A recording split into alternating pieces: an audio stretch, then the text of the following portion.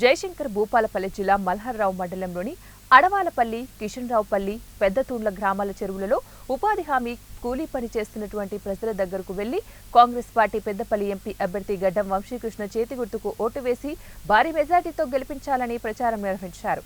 ఈ కార్యక్రమంలో కాంగ్రెస్ పార్టీ నాయకులు, కార్యకర్తలు, ఉపాధి హామీ కూలీలు, అభిమానులు పాల్గొన్నారు.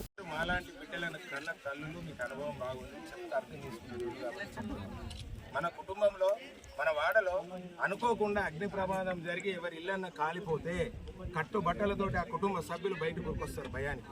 అన్ని పైసలు, బంగారం, వడ్లు, బియ్యం అన్ని వదులుకొని వాళ్లకు మనలాంటి వాళ్ళు చుట్టుపక్కల అయ్యో పాపం మన అన్న, తమ్ముడు, మామ, తాత ఇట్లా మనిషికి ఇంత సహాయం చేస్తాం.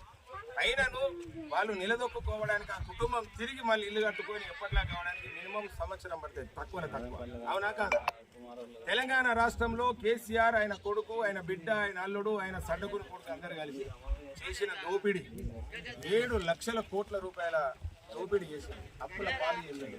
రేపు ఒక అవ్వ కడుపులో ఉన్న బిడ్డ ఇంకో నెల రోజులకు పుడుతుందనే బిడ్డ 1,50,000 అప్పు చేసి మీకన్నా 6 గ్యారెంటీలు తూచా తప్పకుండా